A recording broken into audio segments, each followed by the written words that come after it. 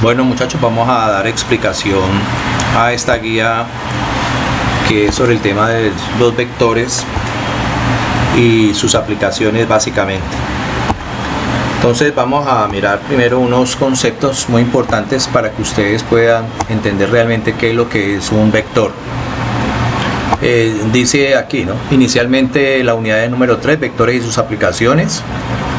Y arrancamos con lo que es la diferenciación entre lo que son magnitudes escalares y magnitudes vectoriales. Entonces,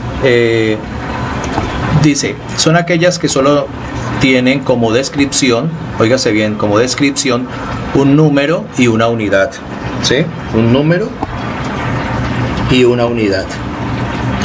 Como por ejemplo, el área de 12 metros cuadrados, un volumen de 10 pies cúbicos, una distancia de 130 kilómetros, una masa de 20 kilogramos, una densidad de 2 gramos por centímetro cúbico y una rapidez de 4 metros por segundo.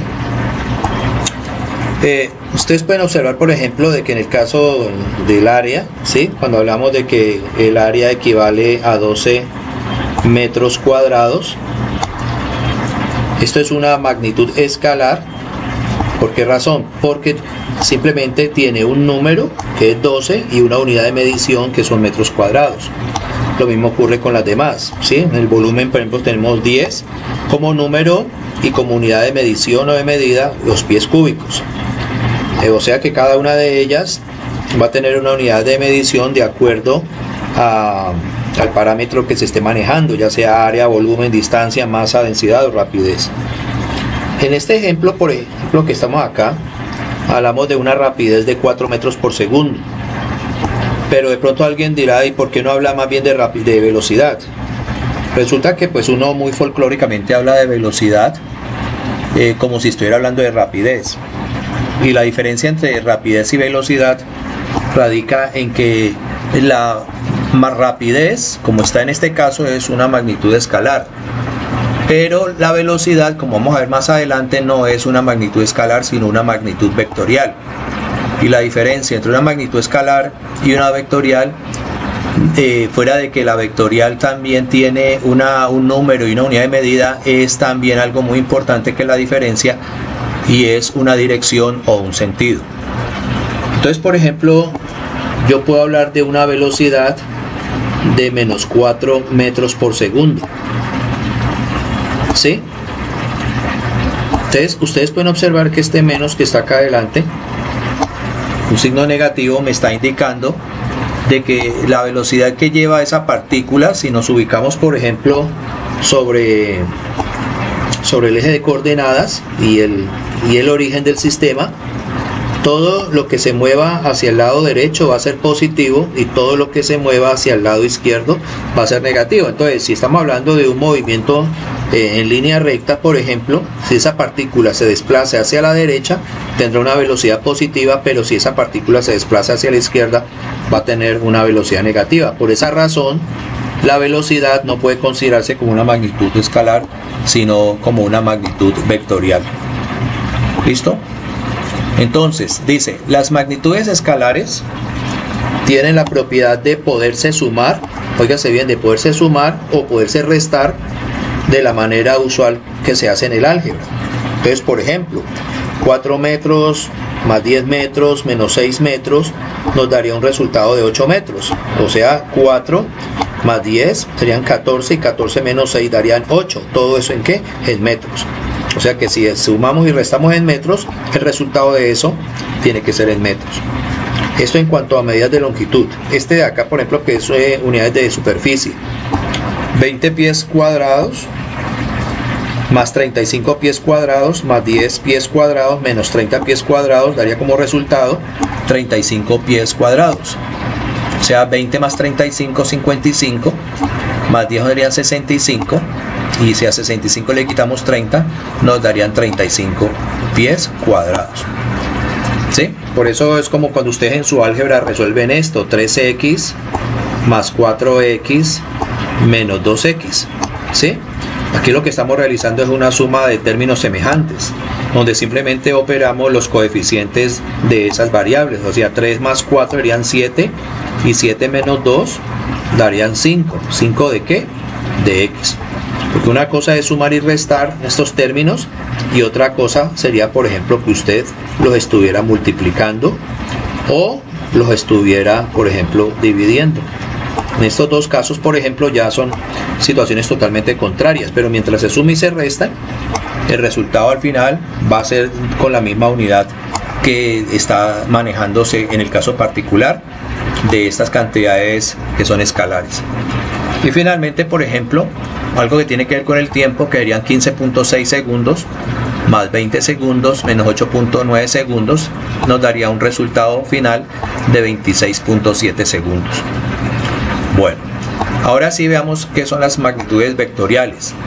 Las cantidades vectoriales son aquellas, óigase bien, que además de tener un número y una unidad, lo que habíamos dicho anteriormente con respecto a las escalares, poseen también, óigase bien, una dirección y un sentido. Entonces hay que diferenciar, por ejemplo, qué es dirección y qué es sentido, porque la gente tiene a veces la tendencia de confundir las dos cosas como si fueran lo mismo. Por ejemplo, en el caso que vimos aquí anteriormente, sobre el caso de este ejemplo de velocidad, decíamos que este cuerpo tiene una velocidad de menos 4 metros por segundo. Por este menos que está acá adelante ya podemos decir de que esto es una cantidad vectorial. O sea que me está indicando que esa partícula se está desplazando hacia la izquierda. O sea, el sentido es negativo hacia la izquierda y el sentido es positivo hacia la derecha. Entonces vendría ahora la pregunta, ¿y cómo sería entonces, por ejemplo, la dirección? ¿Sí? Nos podríamos preguntar entonces qué sería la dirección. Entonces la dirección, por ejemplo, tiene que ver ya con un sistema de coordenadas cartesianas. Entonces, por ejemplo, si un cuerpo, por ejemplo, ejerce hacia este lado una fuerza, ¿sí? Esa fuerza va a ser positiva. ¿Por qué? Porque está hacia el lado derecho del sistema de coordenadas cartesianas. Si esa fuerza se ejerce hacia la derecha, entonces sería una fuerza negativa. O sea que esta fuerza vectorialmente es positiva y esta es negativa. Lo mismo que si la fuerza, por ejemplo, se ejerce hacia arriba, sería una fuerza positiva. Y si la fuerza se ejerce hacia abajo, entonces sería una fuerza negativa, porque ustedes recuerden que en un eje de coordenadas cartesianas, hacia arriba es positivo y hacia abajo es negativo. Entonces, tenemos un sentido positivo hacia arriba, un sentido positivo hacia abajo, un sentido positivo a la derecha y un sentido positivo negativo hacia la izquierda. Pero ¿qué pasaría, por ejemplo, si esa fuerza se hace así? Resulta que ustedes pueden observar que esta fuerza tiene un ángulo con respecto al eje X. O sea que al generarse este ángulo a partir del eje X en sentido antihorario, esto estaría generando, ¿qué cosa? Una dirección. O sea que la dirección de esa fuerza ahí ya sería teta. ¿Sí ves? Entonces cuando hablamos de dirección, ya nos referimos es a una medida angular que está ejerciendo, por ejemplo, esa fuerza.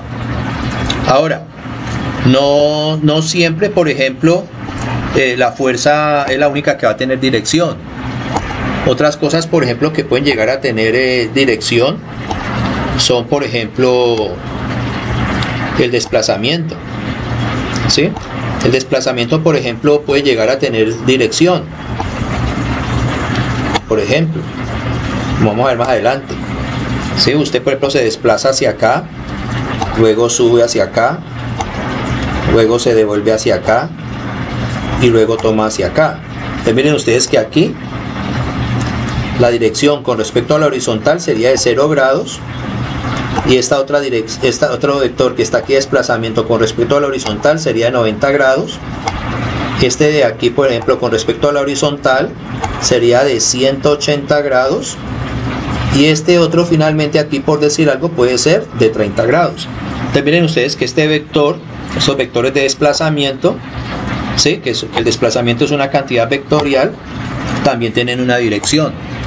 Entonces, por eso es importante que ustedes diferencien entre lo que es la dirección y el sentido, porque muchas veces las personas creen que es exactamente lo mismo. Entonces miren ustedes que la magnitud vectorial, fuera de tener un número para poderse determinar, necesitan de una medida, y ambos pueden llegar a tener una dirección o pueden tener un sentido. Entonces, por ejemplo, de lo que acabo de hablar, el desplazamiento.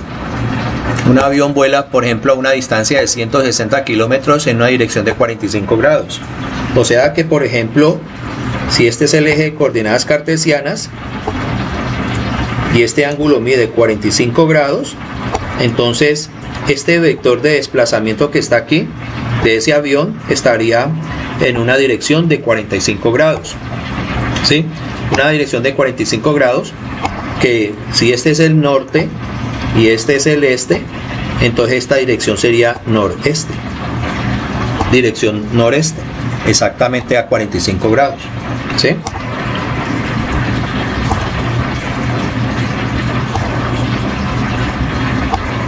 Bueno, otro ejemplo, la velocidad de lo que acabo de hablar. Un barco navega con una velocidad de 50 nudos en una dirección de 240 grados. Entonces, por ejemplo, si este es el plano cartesiano,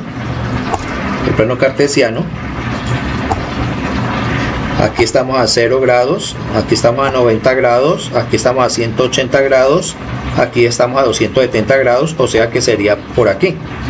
¿Sí? Esta dirección que estamos colocando aquí sería 270 grados, o sea que ese barco se está moviendo en una dirección. ¿Se acuerdan que este es el este, este es el oeste, el norte y el sur? Entonces sería sur-oeste. Una dirección suroeste de ¿cuántos grados? 240 grados. ¿Listo?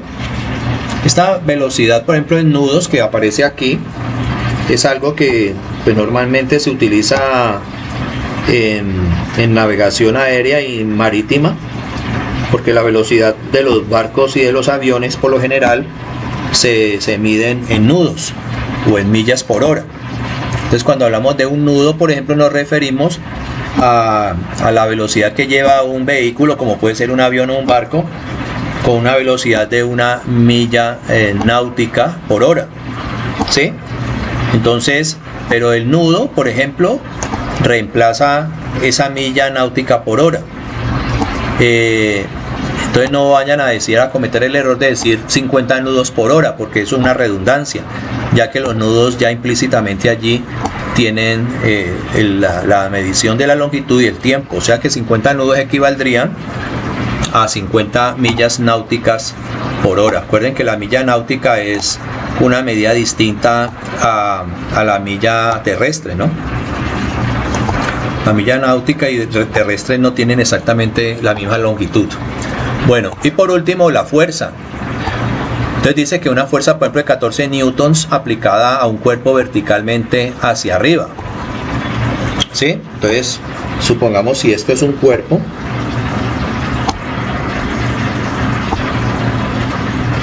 y está, por ejemplo, sobre una superficie, entonces yo puedo ejercer hacia arriba una fuerza, y si esa fuerza llega a ser superior al peso de ese cuerpo, ¿sí? Con W siempre se representa el peso de un cuerpo, ¿sí?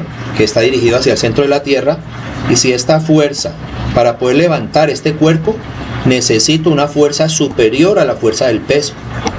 Si llega a ser menor o igual, este cuerpo no se va a ir hacia arriba, pero si esta fuerza llega a ser superior a la del peso, inmediatamente este cuerpo se va a desplazar hacia arriba, ¿sí? Entonces, ¿en qué dirección? O en una dirección de 90 grados, ¿sí? O sobre el eje positivo Y dentro del sistema de coordenadas cartesianas. Entonces, por eso el desplazamiento, la velocidad y la fuerza serían magnitudes vectoriales.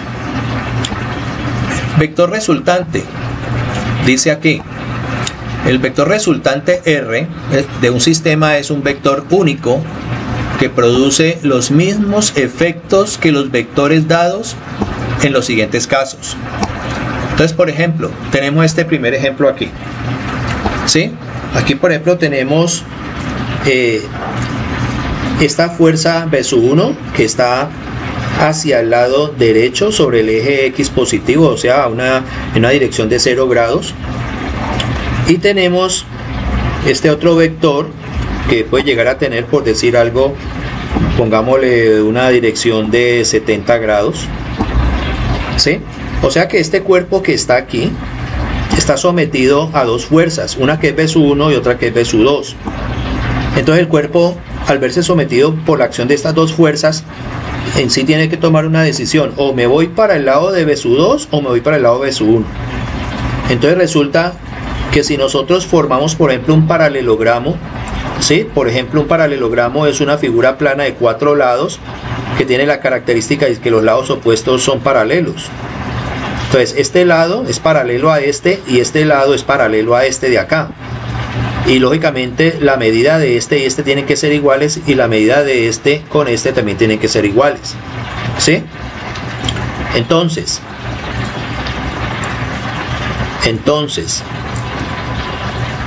ese cuerpo, por ejemplo, al verse sometido a la acción de estas dos fuerzas, tiene que tomar una decisión: o me voy hacia el lado de B sub 1 y de B sub 2. Pero cuando yo formo este paralelogramo y trazo la diagonal mayor, esa diagonal mayor se llama R, o sea que este es el vector resultante.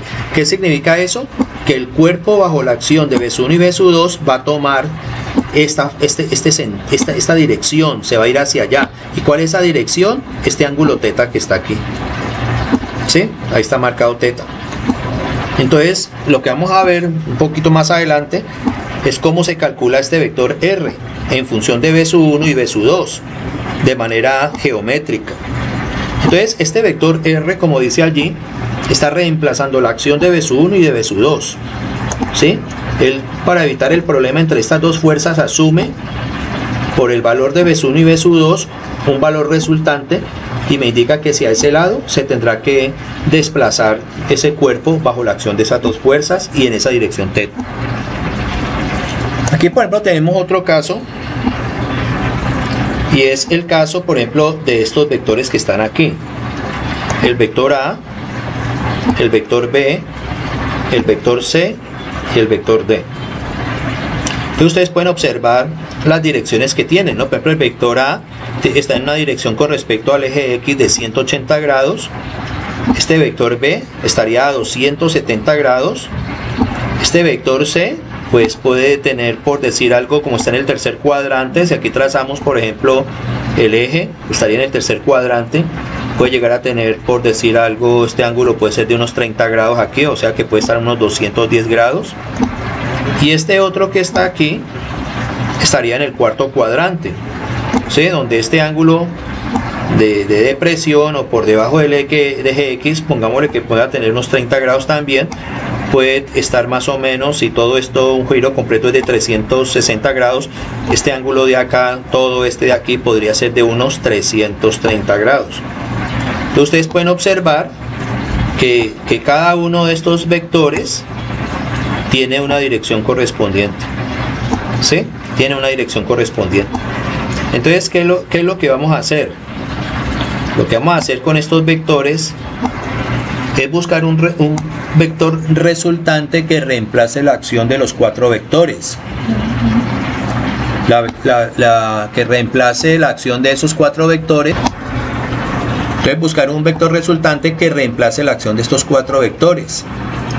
Entonces miren ustedes que aquí hay tres dibujos que muestran que esto se puede realizar de varias formas diferentes, ¿sí? Son muchas las formas de hacerlo, ya depende por donde usted quiera empezar, pero al final la respuesta en cuanto a la magnitud del vector resultante y la dirección tiene que ser igual en todos los casos. Cojamos el caso del primero. Entonces miren ustedes que aquí los cojo en el orden, ¿sí? O sea, primero A, luego B, luego C y luego D. Entonces, así como está A, lo coloco aquí,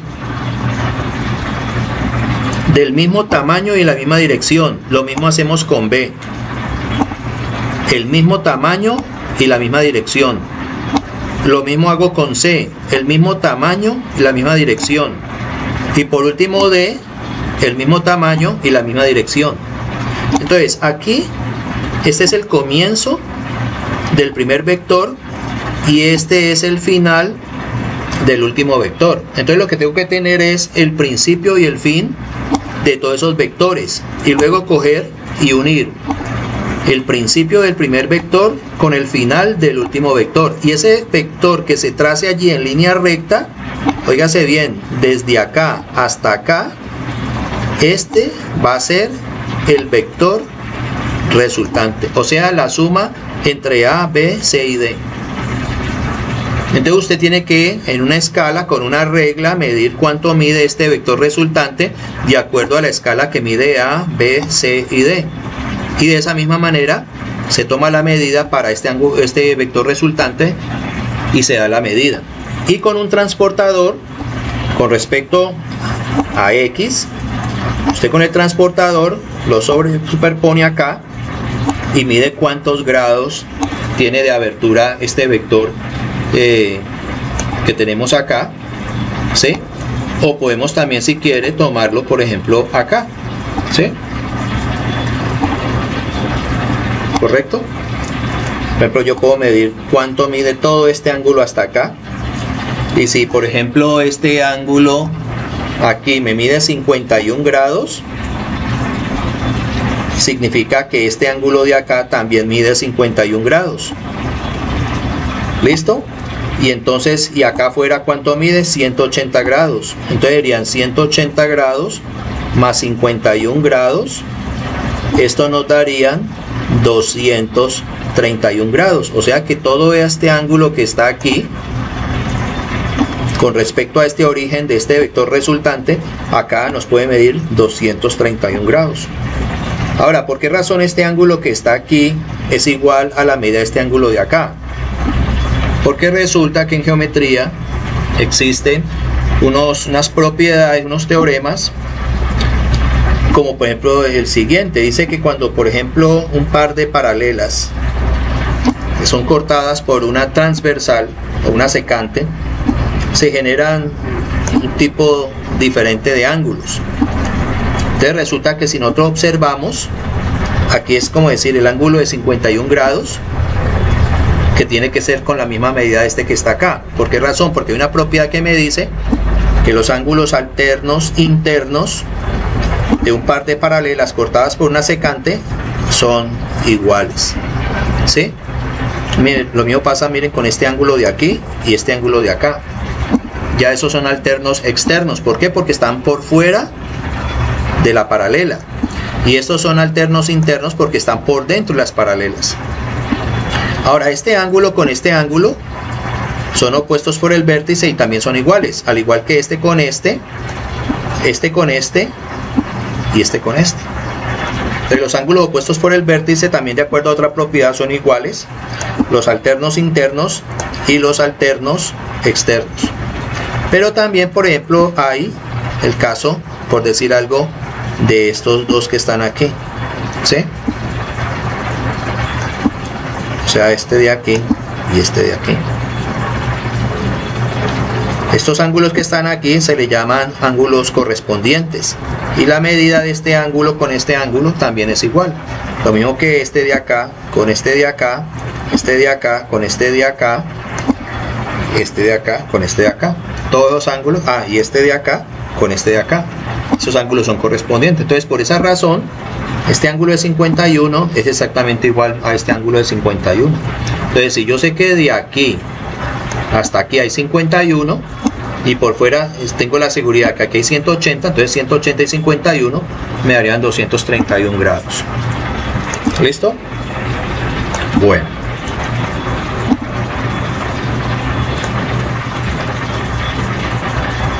Entonces, de esa manera, por ejemplo, se puede realizar ese primer ejemplo.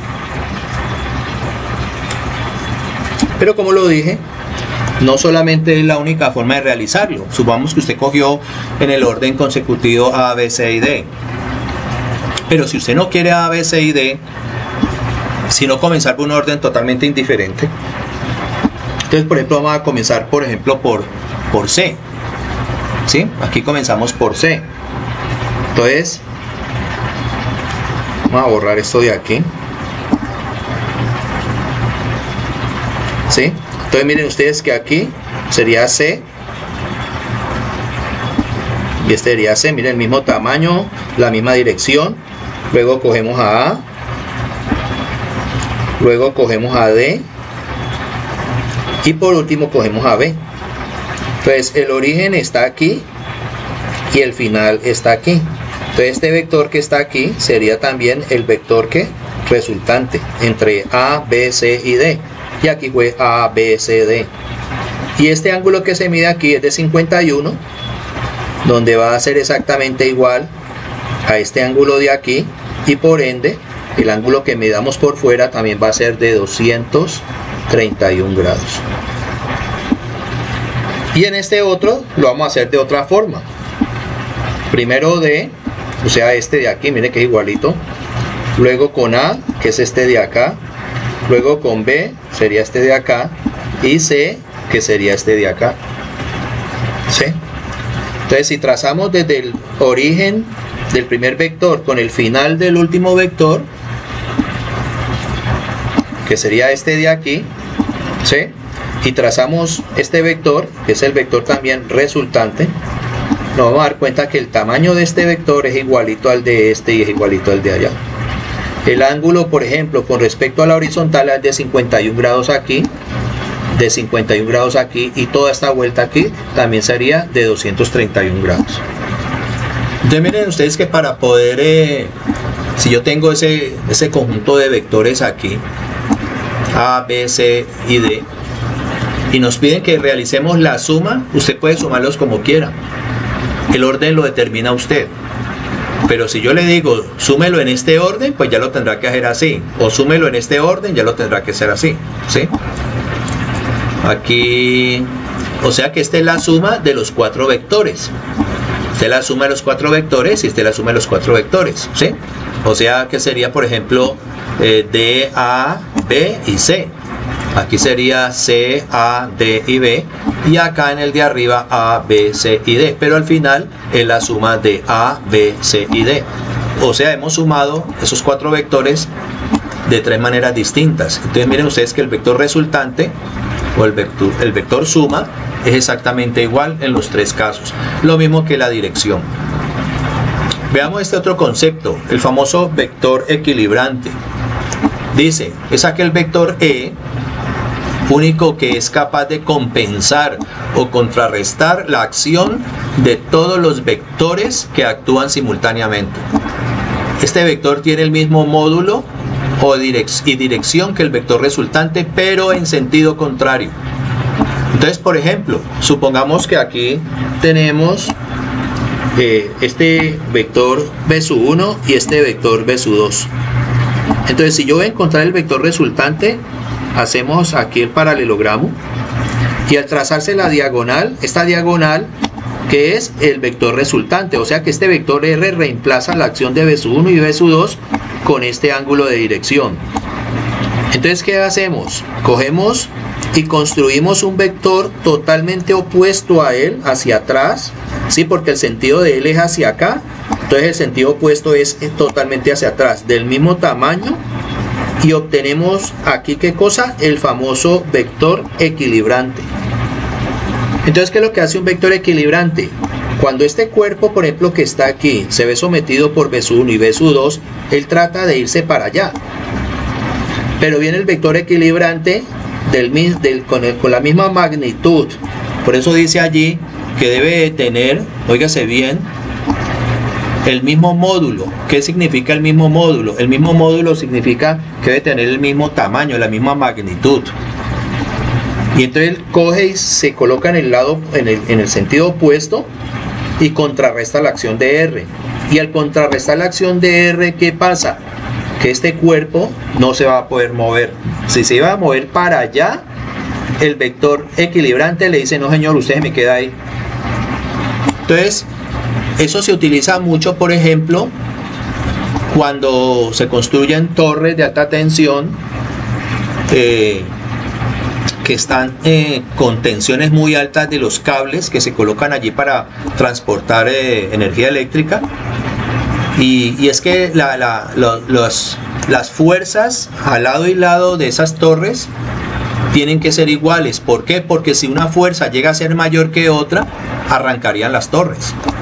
Entonces miren ustedes que los ingenieros utilizan mucho eso. Por ejemplo, lo mismo pasa en los puentes, ¿sí? Se utilizan mucho las fuerzas equilibrantes. ¿Para qué? Como su propio nombre lo está diciendo, equilibrante viene de la palabra equilibrio. O sea, que el equilibrio puede ser de dos formas. El equilibrio puede hacer de que un cuerpo permanezca en reposo, o el equilibrio puede determinar que un cuerpo se mueva pero con velocidad constante. Porque es que nosotros muchas veces pensamos que cuando un cuerpo está en equilibrio es porque siempre está quieto. Resulta que no. Desde el punto de vista de la física, los cuerpos en equilibrio no necesariamente tienen que estar quietos, pueden estar en movimiento, pero ese movimiento tiene que ser con una condición, y es que la velocidad tiene que ser constante. Por ejemplo, la Tierra. Alrededor de la Tierra gira un cuerpo más pequeño que es la Luna. Y la Luna siempre gira alrededor de la Tierra con la misma velocidad. O sea, ¿qué significa eso? De que la Luna está en equilibrio, ¿sí? Permanece en equilibrio porque su velocidad es constante alrededor de la Tierra. Nunca se acelera ni tampoco se desacelera. ¿Listo? Entonces, lo mismo ocurre, por ejemplo, con el sistema solar, ¿no? Los planetas giran alrededor del Sol con velocidades constantes, o sea que el sistema solar está en equilibrio. ¿Listo? O por ejemplo un cometa, por ejemplo, como el otro día explicábamos, un cometa puede entrar o salir del sistema solar nuestro, como el caso que explicamos el otro día, si no estoy mal, o fue de pronto con los de 11 que les explicaba, sí, en otro tema de cálculo, el cometa Halley. El cometa Halley, por ejemplo, es visto en la Tierra más o menos cada 76 años, que fue descubierto por un astrónomo de apellido Halley. Entonces, la órbita de ese cometa es de 76 años y se desplaza siempre con la misma velocidad, ¿no? Entonces entra al sistema solar y se sale y vuelve y entra por la acción de que el Sol lo jala y con su impulso vuelve y se va, y vuelve el Sol y lo jala y se mantiene así cada 76 años. Entonces esa es la importancia de las famosas fuerzas equilibrantes. Miren por ejemplo que en el caso que yo les mostraba aquí, cuando este cuerpo está aquí en el piso, él está ejerciendo una fuerza, ¿sí?, hacia el centro de la Tierra, que es propiciada por ¿qué cosa? Por el peso de él. Entre más masa tenga, más peso va a tener. Entonces, si yo cojo y coloco un cable jalándolo hacia arriba, si esa cuerda lleva a tener la misma fuerza equivalente al peso del cuerpo, significa que en este momento la fuerza hacia arriba es equilibrante con respecto al peso. ¿Por qué? Porque la fuerza de arriba es exactamente igual a la de abajo. O sea, una contrarresta a la otra. F contrarresta W y W contrarresta F. Pero en el momento en que esta F, o sea, esta fuerza F, llegue a ser mayor que W, entonces el cuerpo se levantaría sobre la superficie, ¿sí? El cuerpo lo jalaría la fuerza hacia arriba porque llega a ser superior a lo que hace el peso. Y eso, por ejemplo, cuando se ve, por ejemplo, en los ascensores. En un ascensor, por ejemplo, la fuerza del cable que jala el ascensor hacia arriba con 11 personas o 10 personas, que pueden llegar a 700 kilogramos fuerza. La fuerza de ese motor que propicia esa fuerza a través de ese cable es tan grande que puede con el peso del ascensor y puede con el peso de las personas que están allí. Pero si la fuerza que propicia el motor no fuera así, entonces ese ascensor no podría desplazarse hacia arriba, se quedaría pegado desde el primer piso. Entonces miren ustedes que hay cantidades de cosas en las cuales uno en nuestra vida común ve vectores resultantes, ve vectores equilibrantes, ¿sí? Y estamos dentro del mundo normal y estamos rodeados de leyes y de normas físicas que son las que controlan el universo. Por eso alguien decía por ahí que el universo existe es por la perfección de las leyes de física, ¿no? De la física. El universo no es un caos. Todo es perfectamente ordenado. Todo tiene una consecuencia, una razón de ser y una consecuencia de esa razón. Entonces, si el universo fuera un caos, sería un peligro, porque imagínense ustedes, en cualquier momento un planeta andando por ahí loco, si tiene una masa inmensa, podría absorber y hacer estrellar contra él a cualquier otro planeta. Pero no, el universo es totalmente ordenado, ¿gracias a qué? A las leyes de la física. Entonces lo que ha hecho la matemática simplemente es interpretar esas leyes a través de ¿qué? De fórmulas matemáticas, ¿sí? Entonces, por ejemplo, cuando usted dice que la fuerza es igual a la masa por la aceleración, ¿sí? ¿Esto qué es? Esto es una fórmula física.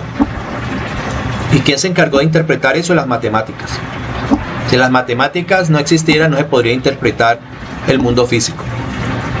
Bueno, entonces creo que con esto ya queda claro en qué consiste una fuerza equilibrante. Primero hay que encontrar la fuerza resultante y luego se encuentra la fuerza equilibrante. Ahora, esa fuerza resultante, como vamos a ver más adelante, no solamente puede ser de dos vectores, puede ser de uno, ¿sí? Entonces, por ejemplo, si usted tiene en este eje una fuerza hacia acá, ¿cuál es la fuerza equilibrante? La misma pero hacia atrás. Si la tiene hacia arriba, ¿cuál es la equilibrante? La misma pero hacia abajo. Si esta es positiva, entonces la negativa. Si esta es positiva, esta sería la negativa. Y en un sistema, por ejemplo, de varias fuerzas, se busca la resultante de todas esas fuerzas y luego a esa resultante se le encuentra la equilibrante. Entonces veamos, por ejemplo, cómo se pueden sumar vectores. Los vectores se pueden sumar de varias formas dependiendo de las características que ellos tienen. Entonces, por ejemplo, el primer método, el método del paralelogramo, que se utiliza para sumar vectores, que yo ya les había explicado aquí, ¿sí? Formar el famoso paralelogramo. Bueno, por aquí creo que ya lo borré, ¿sí? Entonces dice: método del paralelogramo para sumar vectores. La resultante de dos vectores, o sea R, ¿sí? Tenemos a B1 y B2 y este es su resultante. Forman un ángulo θ, o sea este que está aquí, se representa por un vector cuya dirección es la diagonal del paralelogramo formado por los vectores dados B1 y B2. Entonces lo que yo les decía, ¿sí? Usted coge este vector que está aquí, ¿sí? Vamos a colocarle otro color. Este vector que está aquí,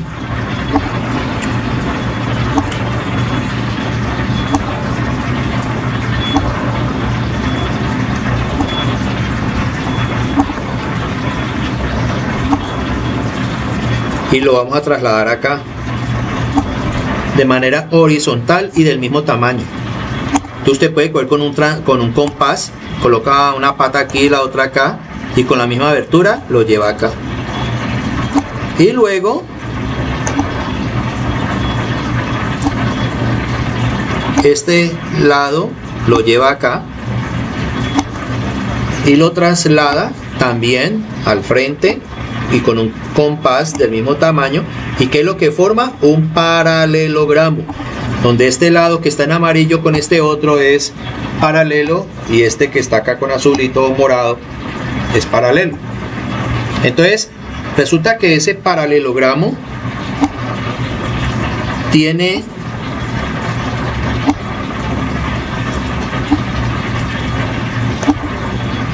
dos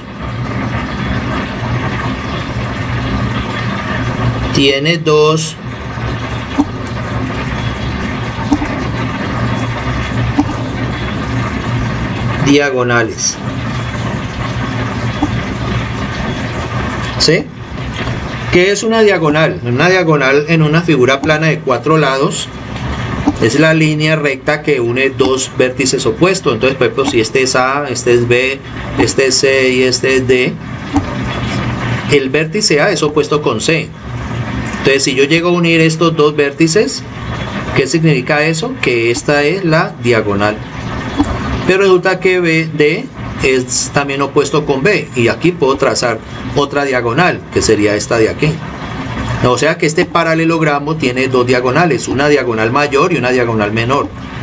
Si el paralelogramo llega a ser, por ejemplo, así totalmente un rectángulo, ustedes pueden observar que las dos diagonales serían del mismo tamaño. O en el caso, por ejemplo, de un cuadrado, ¿sí?, donde los cuatro lados son totalmente iguales. Entonces un cuadrado es un paralelogramo y un rectángulo también es un paralelogramo. ¿Por qué? Porque estos dos lados son paralelos y estos dos son paralelos. Estos dos son paralelos y estos dos son paralelos. Estos dos son paralelos y estos dos son paralelos. Simplemente lo que pasa es que estos son oblicuos, mientras que estos son perpendiculares. Entonces la diferencia entre estos y esto es que aquí las diagonales son iguales y aquí las dos diagonales son distintas. Entonces, ¿cuál elegimos? Siempre vamos a elegir la diagonal mayor, la diagonal más larga. Esa diagonal más larga es la que me determina a mí, óigase bien, la suma entre B sub 1 y B sub 2. ¿Listo? Bueno, entonces, dice, vuelvo y repito, formado con los vectores B sub 1 y B sub 2, cuyo origen coincide con el extremo común de ellos, o sea, esto de aquí. ¿Sí? Ese es el extremo común. Otro método para sumar vectores es el método del polígono. El método del polígono es un método para hallar el vector resultante, que consiste en dibujar a escala, óigase bien, a escala, y hay que tener mucho cuidado porque los vectores tienen que ser dibujados a escala a partir de un punto cualquiera, cada uno de los vectores dados, de forma que el origen, óigase bien, el origen de uno de ellos coincida con el extremo del anterior. El orden como se tomen los vectores, por ejemplo A, B, C y D, es indiferente y arbitrario. La longitud del segmento que une el punto de partida, por ejemplo, del vector A con el extremo del vector D, o el punto de partida del vector C con el vector DB, o del punto de partida del vector D con el extremo del vector C, es la magnitud o la norma o el módulo tanto del vector resultante A, B, C y D en su suma. O sea, lo que hicimos aquí. ¿Sí? Esto que yo les resolví acá arriba, que les di un ejemplo de vectores resultantes, que resolvimos esto de tres maneras distintas, es exactamente igual a esto que está aquí. ¿Sí? Esto es exactamente igual a lo que está aquí. ¿Listo? Entonces, aquí hemos aplicado el método del polígono y aquí hemos aplicado el método del paralelogramo. ¿Listo? Entonces, ¿cuándo se aplica este? Cuando los dos vectores coinciden con el mismo origen. Óigase bien, cuando tienen el mismo origen. ¿Y cuando yo aplico el método del polígono? Cuando los vectores, miren ustedes que los vectores no tienen el mismo origen. Este lo tiene aquí, este lo tengo acá, este lo tiene acá, este lo tiene acá. O sea que en otras palabras, estos cuatro vectores son libres. Entonces, cuando los vectores son libres, aplico el método del polígono, y cuando los vectores son fijos, entonces aplicamos el método del paralelogramo. Resta de vectores. Entonces, para restar dos vectores A y B, ¿sí?, dos vectores A y B cualquiera, basta simplemente con sumar geométricamente el vector A con el opuesto del vector B. O sea, A menos B es igual a A sumándole el opuesto de B. Esto es lo mismo que cuando ustedes en su álgebra dicen, por ejemplo, ¿a cuánto equivale 2 menos 3? Pues 2 menos 3 es coger a 2 y sumarle el opuesto aditivo de 3. ¿Sí? Si yo tengo, por ejemplo, 8 menos 5, esto es lo mismo que decir a 8 sumarle el opuesto aditivo de 5. Entonces lo que hacemos nosotros es, por ejemplo, sobre la recta numérica, Aquí está 1, 2, 3, 4, 5. Aquí está el 0. Menos 1, menos 2, menos 3, menos 4, menos 5. Entonces coger 2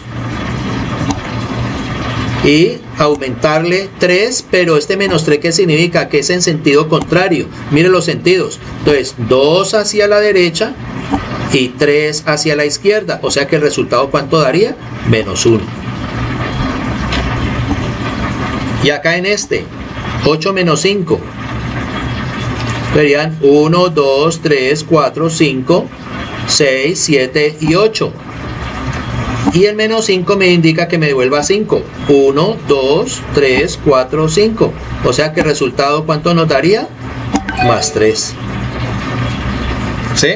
Entonces, así como ustedes en su aritmética y en su álgebra manejan esa resta, manejando los opuestos aditivos, en los vectores ocurre exactamente lo mismo. ¿Ya?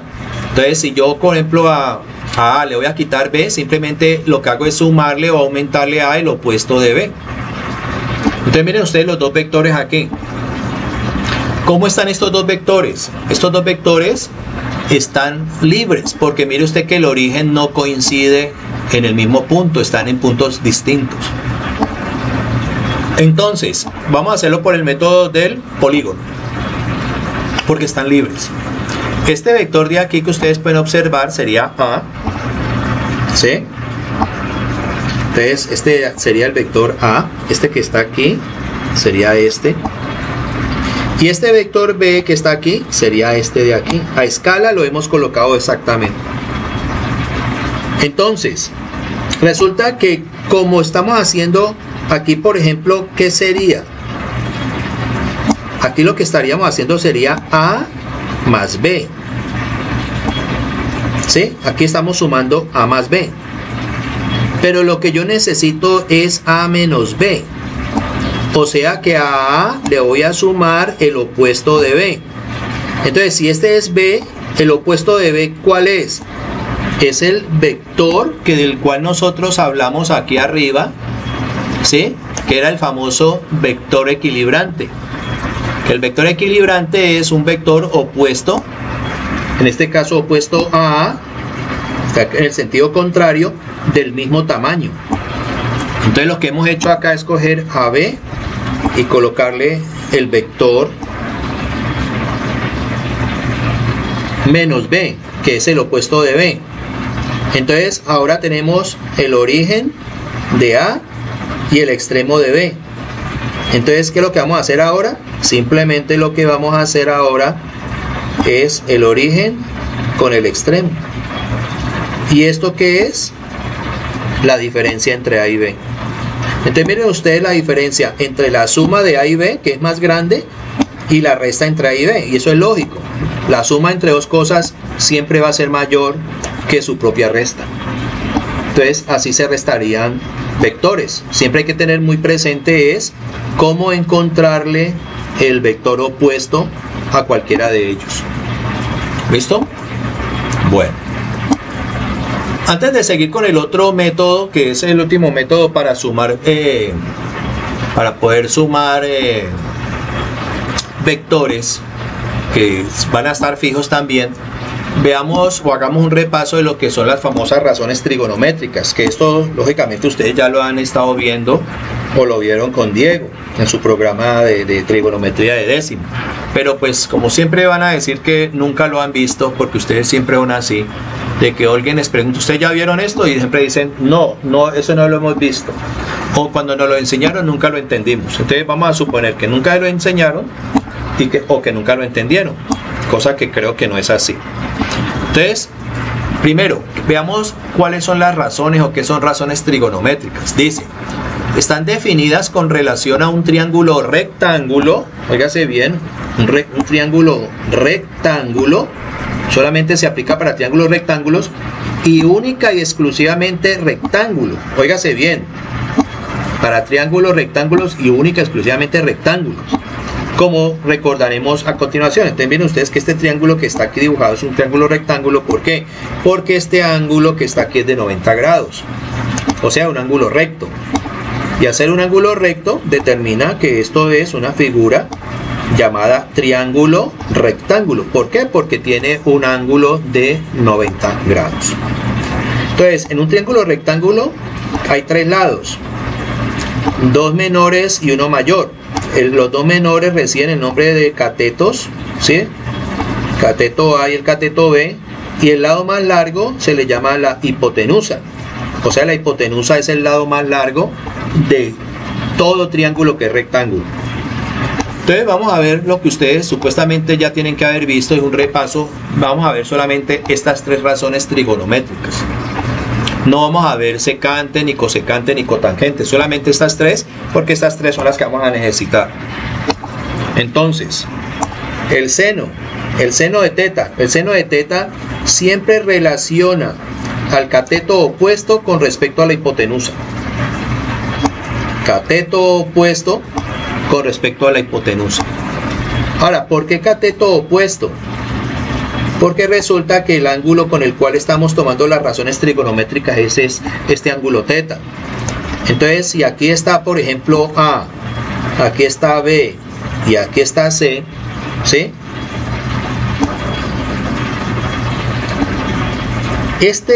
Si este es el triángulo A, este es el lado A. Si este es el ángulo B, este es el lado B, ¿sí? Bueno, vamos a cambiarlo para que nos quede más bien.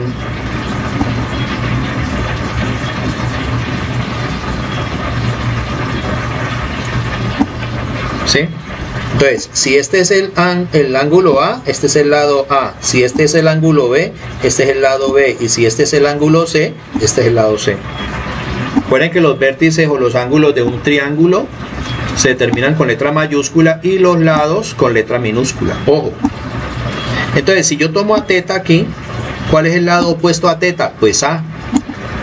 Pero si yo, por ejemplo, hablo de este ángulo alfa, ¿cuál es el lado opuesto a alfa? Pues B. O sea que A y B son lados opuestos dependiendo de qué, del ángulo que yo tome. A será opuesto a teta y B será opuesto a alfa. Pero en este caso, por ejemplo, si A es opuesto a teta, ¿sí? Porque se opone al ángulo, este lado, ¿qué va a ser con respecto a teta? Pues este lado va a ser adyacente. Adyacente significa que está junto de o pegado de, ¿sí? Como cuando están ustedes en los pupitres, cada uno de ustedes es adyacente al compañero que tienen en su pupitre. Entonces el lado B es adyacente a teta y el lado A es opuesto a teta. Pero si hablamos de alfa, B es opuesto a alfa, pero A es adyacente a alfa. O sea que A puede ser opuesto o adyacente y B puede ser opuesto y adyacente dependiendo de qué, del ángulo que yo esté tomando como referencia. En el caso de C, no, porque este ángulo es recto. Entonces no podemos hablar de que si este ángulo aquí es de 90, entonces este va a ser el lado opuesto y ahora entonces el adyacente, ¿cuál va a ser? ¿Este o este? Ahí viene el chicharrón, pues. Entonces por eso solamente se habla de opuestos a los dos pequeños y adyacentes a los dos pequeños, y la hipotenusa es solamente uno. Entonces aquí volviendo a este cuento, el seno, acuerden que el seno siempre relaciona al cateto o lado opuesto con respecto a la hipotenusa, o sea, A sobre C. El coseno de teta ya va a ser el lado adyacente con respecto a la hipotenusa, lado adyacente o cateto adyacente sobre hipotenusa, o sea, B sobre C. Y por último la tangente sería cateto opuesto sobre cateto adyacente, o sea, A sobre B. ¿Listo? Entonces, de esta manera es importante que ustedes realicen lo que vamos a hacer aquí a continuación. Si el seno de teta es igual a A sobre C y yo necesito calcular el valor de A, entonces significa que A es igual a C por el seno de teta. ¿Me explico? Si usted tiene, por ejemplo, que 8 es igual a 16 entre 2, ¿sí o no? 8 es igual a 16 entre 2 porque 2 por 8 da 16. ¿A qué es igual 16? O sea, pues al producto de 2 por 8 o también al producto de 8 por 2. ¿Correcto? Entonces aquí lo hemos hecho. ¿A qué es igual a? Pues al producto del seno de teta por c. O a c por el seno de teta, que es lo que yo tengo aquí. O sea, esto que está aquí. Entonces con esto es que ustedes calculan el valor del lado A. Conociendo el valor del seno de ese ángulo, o sea, a usted le tienen que dar este valor de este ángulo, por ejemplo 30, 45, 60 grados, y le pueden dar el valor de la hipotenusa, ¿sí? Porque de pronto puede ser una figura como esta. Resulta que hay una fuerza F1 que está en esa dirección con el ángulo θ aquí. Entonces, como vamos a ver más adelante, por eso es que estamos utilizando las razones trigonométricas, vamos nosotros a determinar el valor de los lados A y B. Vamos a determinar el valor de A y B. Entonces, como vamos a ver más adelante, vamos a hacer unas proyecciones de esa fuerza F1 sobre los ejes coordenados X y Y. Entonces aquí vamos a tener un F1X y aquí vamos a tener un F1Y. Resulta que este F1Y es del mismo tamaño de este de aquí. Y este F1, está muy grueso esto. Y este F1X va a ser del tamaño de este. Entonces aquí, ¿qué se va a formar? Este triángulo que está aquí.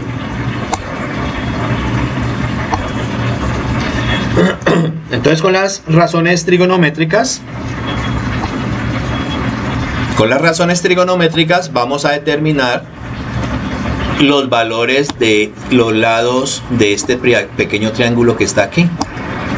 ¿Sí? Que esto puede ser el lado A, este es el lado C, B, perdón, y este es el lado C, o sea la hipotenusa.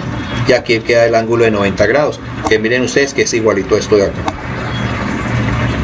Entonces, como a mí me van a dar el valor de F de 1, yo necesito saber cuánto vale esta fuerza y cuánto vale esta fuerza de aquí. Y la única forma de saberlo es a través de esto. Lo mismo pasa con el caso, por ejemplo, de B. ¿Sí? Si nosotros, por ejemplo, tenemos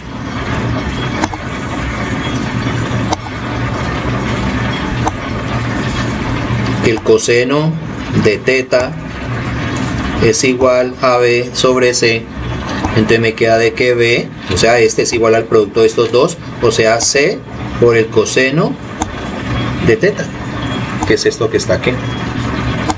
Entonces con este encontramos el valor de este lado y con la otra encontramos el valor de este lado.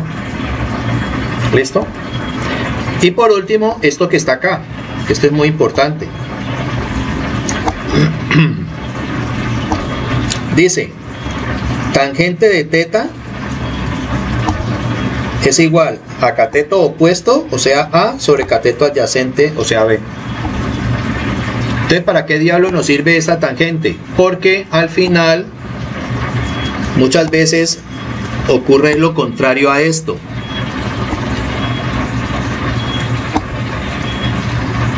Pónganle cuidado a lo que voy a hacer aquí.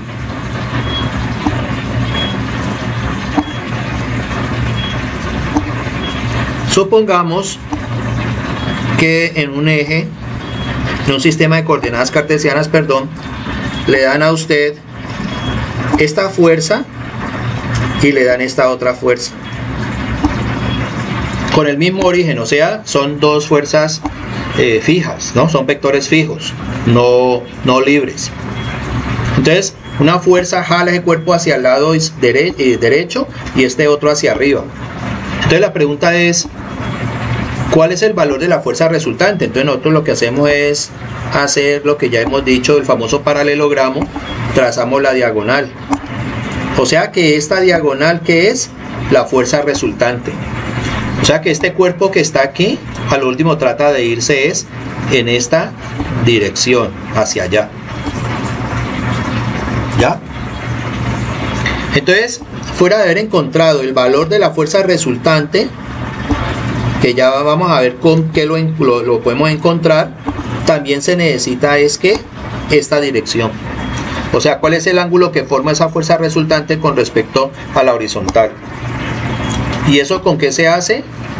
A través de esta función trigonométrica o razón trigonométrica que es la tangente, donde es A sobre B. Como usted ya encontró el valor de A y el valor de B, por decir algo, o ya los tiene, que en este caso es f de 1 y f de 2, ¿sí? Porque este f de 2 que está aquí, es este mismo que está aquí, ¿verdad? ¿Sí? Y este valor que está acá es exactamente este. Entonces aquí formamos el triángulo, donde este es f de 1, este es f de 2 y esta diagonal que está aquí es la hipotenusa o la fuerza resultante de f de 1 y f de 2. Entonces, ¿cómo se averigua el valor de teta? ¿Cómo se averigua el valor de teta? A través de esto que está aquí. Nos dice que teta equivale a tangente a la menos 1 de A sobre B. O en otras palabras, el arco tangente, ¿sí? Arco tangente o tan simplemente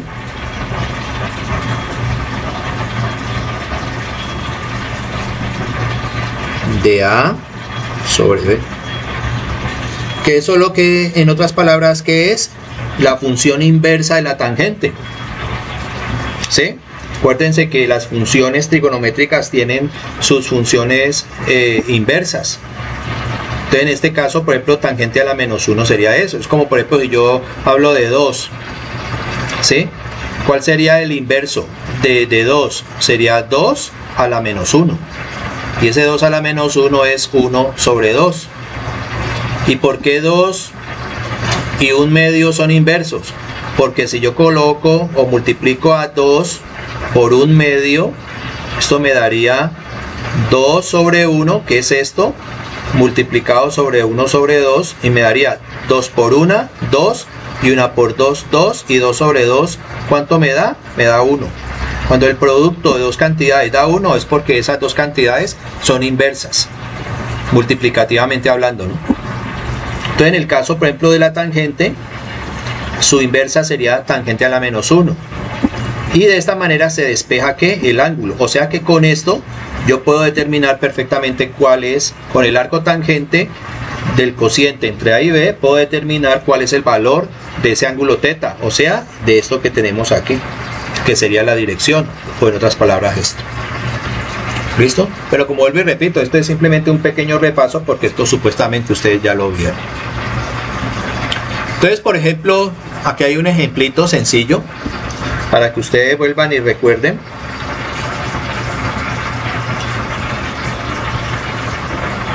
Sería el siguiente. Esto aquí no nos... Entonces miren ustedes, aquí tenemos un ejemplo de un triángulo rectángulo.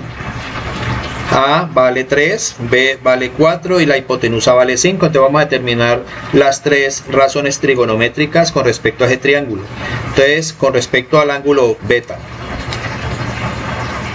Entonces, seno de beta sería opuesto sobre hipotenusa, o sea 3 sobre 5. Coseno de beta sería adyacente sobre hipotenusa, 4 sobre 5. Y tangente de beta sería opuesto sobre adyacente, o sea 3 sobre 4. Aquí ya hemos encontrado el valor del seno de beta, coseno de beta y tangente de beta. ¿Sí? Entonces, si yo quiero calcular este ángulo, lo hacemos a través de la inversa de la tangente. O sea, beta es igual a arco tangente de 3 sobre 4, que es cateto opuesto sobre cateto adyacente, o sea, de esto que está aquí. Y si usted divide a 3 entre 4, es una división no es exacta, pero sí con decimales exactos.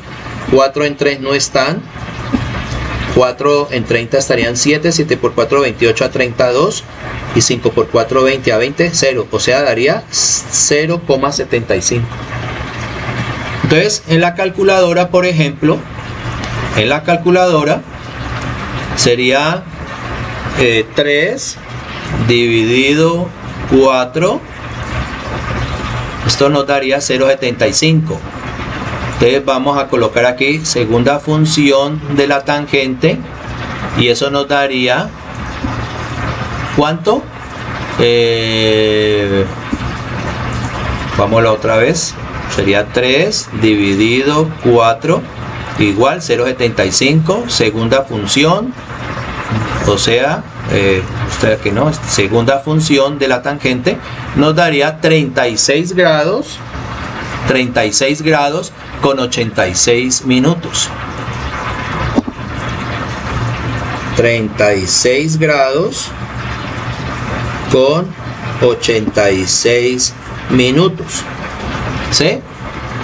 Aquí, por ejemplo, lo hemos redondeado 87. ¿Por qué razón? Porque 3 dividido 4, que es igual a 0,75, segunda función de la tangente, miren ustedes que da esto de aquí, daría 36,869. Entonces, si aproximamos estas 869 milésimas, es como decir esto igual a 36,87. ¿Sí? 87. Esto que está aquí, por ejemplo, de minutos, aquí hay que tener mucho cuidado porque de pronto siempre la gente piensa que la primera parte, los dos primeros números, los números que están antes del punto decimal son los grados y lo que está después son minutos. No, señor, todo esto que está aquí, todo esto son grados. O sea que son 36 grados, punto 87, que pueden ser más o menos 36, punto, aproximando esto, 9 grados. Y si aproximamos esto puede ser más o menos ¿cuánto? 37 grados. Entonces habría que ver, por ejemplo, esta parte decimal de 869 dentro de un grado, ¿a cuántos minutos es? Porque recuerden ustedes que un grado sexagesimal equivale a 60 minutos. Y un minuto sexagesimal equivale a 60 segundos. O sea que un grado sexagesimal equivale a 3600 segundos sexagesimales. Por eso el transportador que nosotros utilizamos tiene medida sexagesimal. Sexagesimal significa 60. Cuando uno tiene 60 años, entonces le dice a uno que uno es una persona sexagenaria por tener 60 años. ¿Sí? Entonces, en el caso, por ejemplo, de los transportadores solamente cuando ustedes lo están viendo están separados en grados, que en total media circunferencia harían 180 grados, pero entre un grado y otro ustedes pueden ver que hay unas rayitas chiquitas. ¿Sí? Aquí, por ejemplo, estaría, como eso va de 10 en 10, 10, 20, 30, 40, entonces entre una rayita y otra es un grado. Serían 11, 12, 13, 14, hasta 20. Pero entre una rayita, por ejemplo, de 20 y una rayita de 21, aquí tienen que haber otras rayitas. ¿Cuántas rayitas van a haber allí? 60. Imaginen ustedes 60 rayitas allí entre 20 y 21. Y cada rayita de esas, ¿qué es? Óigase bien, sería un minuto sexagesimal. Y si entre un minuto sexagesimal y otro hacemos otras 60 rayitas, estaríamos hablando de un segundo sexagesimal. Lógicamente en los transportadores, pues eso no se puede ver, ¿no? Para poder medir eso tiene que ser con aparatos de altísima precisión. Por ejemplo, cuando se miden cosas en el espacio, ahí tiene que ser con grados, minutos y segundos. O por ejemplo la posición astronómica de uno a través de un GPS. Cuando ustedes abren su celular y van a dar la ubicación por GPS suya, lo que hacen los satélites en el espacio a través de una triangulación es determinar cuál es la posición geográfica suya sobre la superficie de la Tierra en ese momento. Y si ustedes observan bien, no solamente una X o una flechita marcando allí en el lugar donde ustedes están, eso el GPS tiene que dar la ubicación suya con grados, con minutos y con segundos, porque la superficie de la Tierra es muy grande. Entonces se necesita, para mayor precisión, dar esa medida en grados, minutos y segundos. Entonces, cuando son cosas de altísima precisión, son cosas que determinen eso. En el espacio se necesita eso. La ubicación astronómica de nosotros sobre el planeta también se necesita. Por ejemplo, militarmente, cuando van a bombardear un blanco, los pilotos o los que van a lanzar un misil o los que van a lanzar un arma de destrucción masiva o cualquier cosa de esas, tienen que estar totalmente seguros. O por ejemplo, cuando manejan un dron, que los drones ya reemplazan a los aviones y reemplazan a los humanos para destruir. Entonces un dron, por ejemplo, necesita una ubicación que le den por satélite la ubicación del blanco exacta en grados, minutos y segundos para poder disparar sus armas, disparar en ese caso un misil. Entonces, de esa misma manera se utiliza en el espacio, por ejemplo, ubicar una estrella, en fin, todo este tipo de cosas. Entonces, aquí lo que hemos hecho es redondear la medida, ¿no? Es decir, el ángulo beta aproximadamente tendría una dirección de 37 grados. Entonces, si usted coge un transportador y mide ese ángulo, le tiene que dar más o menos 37, que haría la medida entre 36 y 37, porque su transportador no mide en minutos, sino en grados solos. ¿Listo? Entonces, de esa manera, por favor, para que ustedes tengan muy presente esto. Listo, que aquí lo que hemos hecho es aproximar 36.87, en este caso, que podría ser a 37 grados. Y vuelvo y repito, este 87 es la parte decimal de esos grados. Entonces mire usted que si hablamos de 36.87 grados, este 87, esta parte centesimal está muy cerca de 100, o sea que se aproxima a los 37 grados. Y esto se puede pasar, esta parte centesimal se puede pasar a minutos. Y lo que sobre se puede pasar a segundos. ¿Para qué? Para tener una medida exacta, precisa, a cuánto equivale eso. Que hay calculadoras que eso lo determinan, ¿no? Pero en el caso de esta, creo que esta como que no tiene. No tiene. Esta supuestamente que es científica, pero no tiene. Entonces miremos, por ejemplo, con una calculadora científica, cómo sabrían ustedes exactamente la medida de ese ángulo, ¿sí? Que es 36.87 grados, que hemos aproximado a 37 grados. ¿Cuál sería la medida exacta tanto en minutos como en segundos? Entonces, para eso ustedes necesitan de una calculadora científica. Entonces, por ejemplo, miren esta calculadora, que es muy parecida a la calculadora que ustedes pueden llegar a tener, ¿sí?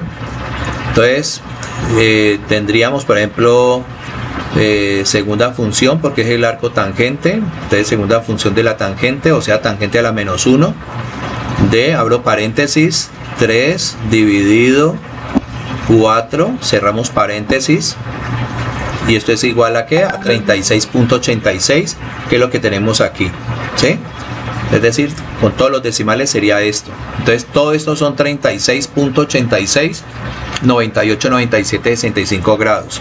Entonces, si yo quiero saber aquí cuántos minutos y cuántos segundos hay, entonces simplemente con esta tecla que tiene esta bolita, comillita y dos comillitas, le hundimos acá y nos daría 36 grados con 52 minutos, 11.63 segundos.